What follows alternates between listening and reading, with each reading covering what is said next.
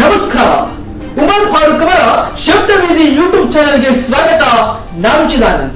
ಪ್ರಿಯ ವೀಕ್ಷಕರೇ, ಚಿಕ್ಕಮಗಳೂರು ಜಿಲ್ಲೆಯ ಕೊಪ್ಪ ತಾಲೂಕಿನ ಹಳೆಬಾಳಗಡಿ ರಸ್ತೆಯ ಜಟ್ಪಟ್ ನಗರದ ರಸ್ತೆಯ ಸ್ಥಿತಿಗತಿಗಳು ಹೇಳುತ್ತಿರುವುದಾಗಿದೆ. ಅಯ್ಯಯ್ಯೋ, ಇದು ಒಂದು ರಸ್ತೆನ ಎನ್ನುವ ಮಟ್ಟಕ್ಕೆ ತಲುಪಿದೆ ಜಟ್ಪಟ್ ನಗರದ ರಸ್ತೆಗಳು. ಪ್ರಿಯ ವೀಕ್ಷಕರೇ, ಎಷ್ಟೇ ಮನವಿಗಳನ್ನ ಸಲ್ಲಿಸಿದ್ರು ಕೂಡ ಈ ಒಂದು ರಸ್ತೆಯ ದುರಸ್ತಿಗಾಗಿ ಯಾವುದೇ ಅಧಿಕಾರಿ ವರ್ಗ, ಶಾಸಕರು, ಸ್ಥಳೀಯ ಸದಸ್ಯರು ಕ್ಯಾರೆ ಹೇಳ್ತಾ ಇಲ್ಲ. ಕಣ್ಣು ಬಾಯಿ ಮುಚ್ಚಿಕೊಂಡು ಹೋರಾಟವನ್ನು ಮಾಡ್ತಾ ಇದ್ದಾರೆ. ಇದರಿಂದ ಸಾರ್ವಜನಿಕರಿಗೆ ಸಮಸ್ಯೆ ಉಂಟಾಗಿದೆ. ವೀಕ್ಷಕರೇ, ಇದಕ್ಕೆ ಸಂಬಂಧಪಟ್ಟ ಹಾಗೆ ಅಲ್ಲಿನ ಪ್ರತ್ಯಕ್ಷವಾಗಿರ್ತಕ್ಕಂಥ ವರದಿಯನ್ನ ನೀಡಿದ್ದಾರೆ ನಮ್ಮ ಉಮರ್ ಫಾರೂಕ್ ಅವರು. ಉಮರ್, ಏನಾಗ್ತಾ ಇದೆ? ಆ ಒಂದು ಜಟ್ಪಟ್ ನಗರದ ರಸ್ತೆಯ ಸ್ಥಿತಿಗತಿಗಳು ಹೇಗಿದೆ?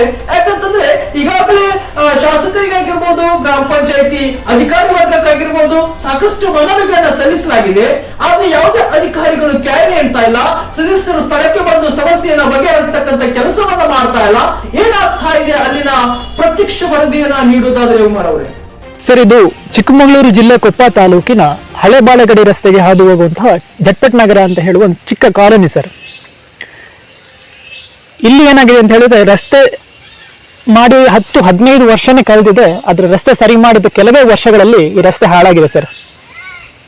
ಇಷ್ಟು ವರ್ಷ ಆದ್ರೂ ಕೂಡ ಇಲ್ಲಿಗೆ ಯಾವುದೇ ಆದಂತಹ ಜನಪ್ರತಿನಿಧಿಯಾಗ್ಲಿ ಅಥವಾ ಅಧಿಕಾರಿಗಳಾಗ್ಲಿ ಈ ರಸ್ತೆ ಹಾಳಾಗಿರೋ ಬಗ್ಗೆ ಯಾರು ತಲೆ ಕೆಡಿಸ್ಕೊಂಡಿರ್ಲಿಲ್ಲ. ಒಂದು 7-8 ತಿಂಗಳ ಹಿಂದೆ ಖುದ್ದು ನಾನಾಗೆ ಈ ರಸ್ತೆ ಸರಿಪಡಿಸಬೇಕು ಅಂತ ಹೇಳಿ ಗ್ರಾಮಾಂತರ ಗ್ರಾಮ ಪಂಚಾಯಿತಿಗೆ, ಕೊಪ್ಪ ಗ್ರಾಮಾಂತರ ಗ್ರಾಮ ಪಂಚಾಯಿತಿಗೆ ಒಂದು ಮನವಿನ ಸಲ್ಲಿಸಿದೆ. ಸರ್, ದಯವಿಟ್ಟು ರಸ್ತೆ ಸರಿ ಮಾಡಿಕೊಡ್ಬೇಕು ಅಂತ ಹೇಳಿ. ಅದು ಎಷ್ಟೋ ತನಕ 7 ತಿಂಗಳು ಆದ ನಂತರ, ಮನವಿ ಕೊಟ್ಟ ನಂತರನೂ ಕೂಡ ಯಾವುದೇ ರೀತಿಯಾದಂತಹ ರೆಸ್ಪಾನ್ಸ್ ಇಲ್ಲ ಸರ್. ಈಗ ಮಳೆಗಾಲ ಬೇರೆ, ಮಕ್ಕಳು ಮರಿ ಇರುವಂತಹ ಜಾಗ ಸರ್. ಎಲ್ಲ ಕೂಡು ಕುಟುಂಬನೇ ಇಲ್ಲಿರುವಂಥದ್ದು. ಇಲ್ಲಿ ತುಂಬಾ ಸತಿ ಅಪಘಾತ ಆಗಿದೆ ಸರ್. ಬೈಕಲ್ಲಿ ಹೋಗುವಾಗ, ಇವನ್ ನಡ್ಕೊಂಡು ಹೋಗುವಾಗ್ಲೂ ಕೂಡ ತುಂಬಾ ಸತಿ ಅಪಘಾತ ಆಗಿದೆ.